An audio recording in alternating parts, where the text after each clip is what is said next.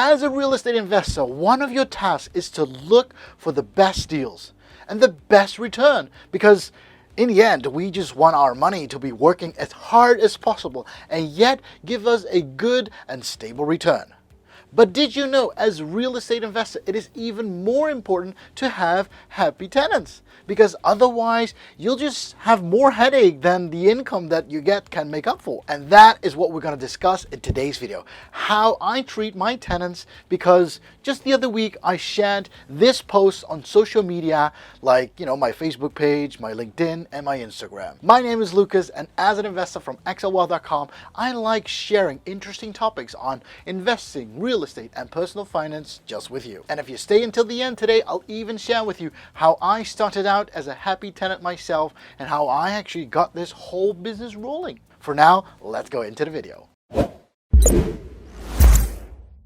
Just the other week, depending, of course, when you see this video, but just the other week, I went out and visit several of my properties, like I always do, once in a while, just to keep track of my tenants and also to check their situation. Now, many of my tenants have an automatic payment on their rent each month. Again, the same date, the moment they get their salary, and mostly about what I see about 2 or 3 days later, they will send in their rent for the homes that they live in. And in most cases, that's the only thing we notice as a landlord, nothing else. But I do not know how these people are like. Now, I do know how their families has built up as they, they registered for the amount of people that live in their homes. But next to that, I actually, I don't really know. I actually have no idea if they have a hard time paying for their monthly bills, for example, or if there's something they need to get around. Now, I'm not saying I'm the good Samaritan, but I do wish my tenants to be happy, and especially happy in the homes they live in. And therefore, just visiting my homes myself is very helpful to them. Now, I get it. Not everybody wishes to be visited by their landlords. And if that's the case, I'll just send a property manager to check out once in a while, just to stay connected to the people who live in their homes. So this actually just means I visit several properties myself, and I tell my tenants, whenever I'm gonna visit them, if it's okay if I just drop by. And if that, if that is okay, I do chat with the families and who live in the homes, and 9 out of 10 times that's totally fine. So this post that you see over here, remember that was my last time when my daughter wanted to join me. She came actually from school, and she actually wondered, like, Daddy, where are you where are you going to?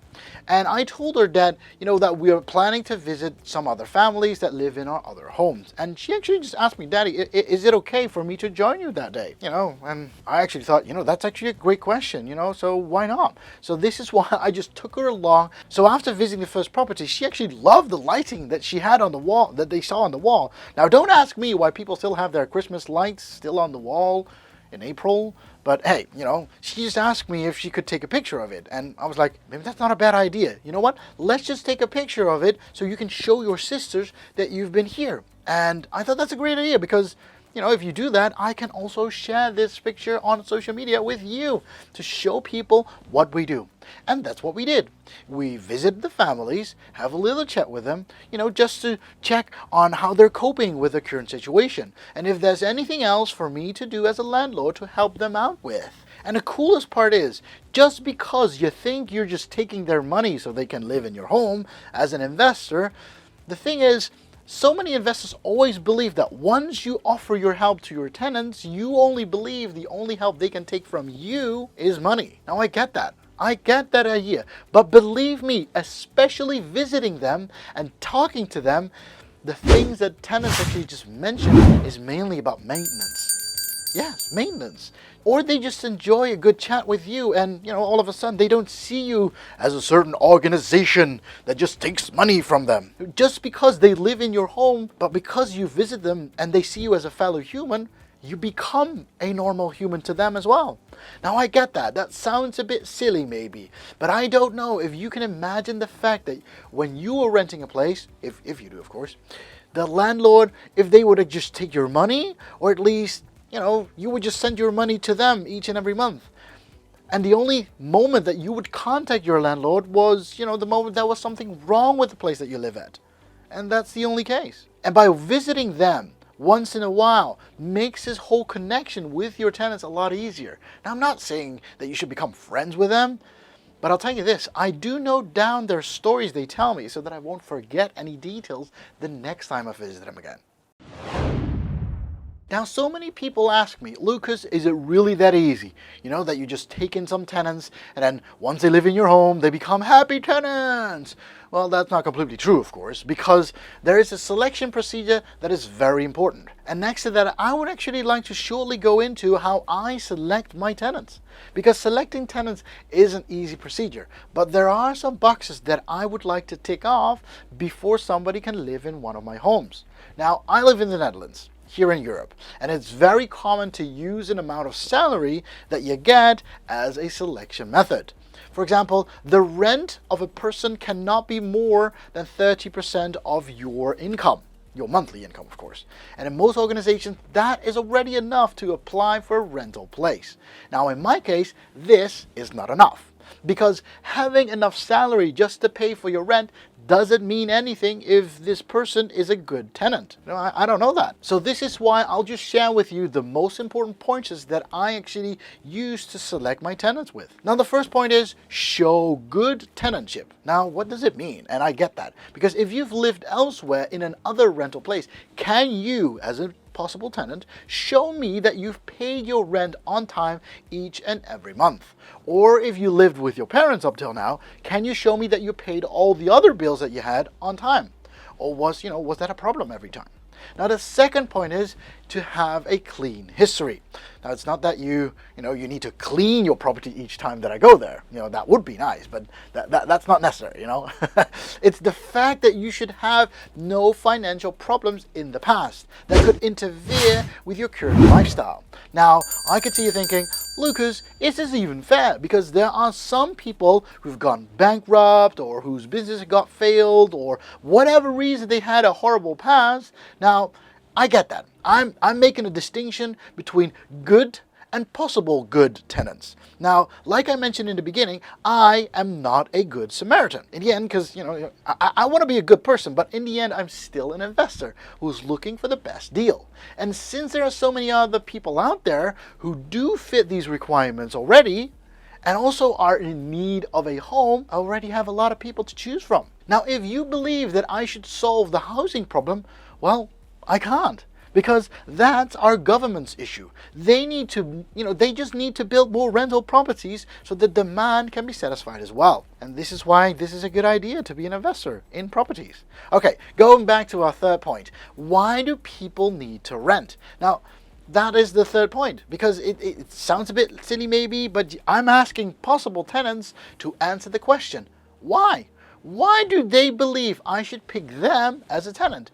It's not that, they need to write a full essay on that, on why they believe that they are the best tenants or anything. But just, I'm just curious on what they would fill in, because that's the way for me to get to know them slightly before I even take them as a tenant. I also get it that people do not want to answer this question, and that's totally fine. But if you don't, I can't pick you. And you have to see like this. The last question I always ask my possible tenants is, how long do you wish to stay? If you would be granted the rental property. Because based on their answers and the way they fill in their answers, I could already tell if they're being honest or if they're just trying to get the property for some sad reason or anything. And making things more personal is getting into in people's personal comfort zone. It also helps the relationship really well, and that causes me to get good tenants in the properties that I use as an investment.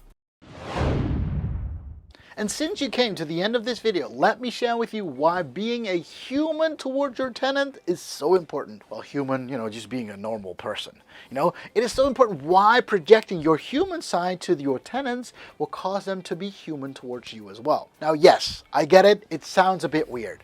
But to be human towards your tenants, I use it as an example, of course, but you have to see it like this. I have lived my share in rental properties as well in my past. And I've had good landlords and I have less good landlords. I won't call them bad, but you get it like this. So I remember very clearly when I was working abroad, I had a landlord who would come and visit his tenants once in a while. And I noticed that I really enjoyed having him as my landlord, and I really wouldn't mind paying him at the end of the month. I really appreciated and respected him. Because, I had my birthday there as well, and he would even send me a small gift. And yes, this really meant nothing special. But just the idea, just because I had to fill in my date of birth, and, for the rental contract, he knew that when it was my birthday, and he would actually just send me something. I know it's all part of the whole system, but it made me be appreciated as a tenant. And for this whole reason, I told myself, whenever I become a landlord myself, this is what I would like to treat my tenants as well, to let them know that I'm happy they live in my property. And just because of them, I asked them if they're happy in my property, because happy tenants take good care of their happy landlords in a happy property, which is just an investment in this case. And I would like to thank you for watching this video today. If you enjoyed watching this, be sure to smash that like button because it will really help out this video. And of course, if you haven't hit that subscribe button yet, be sure to do so because then you'll become an XL Crew member. And of course, don't forget to hit that notification bell as well. Then you'll be notified every time a new video comes out. Thank you very much. Happy investing.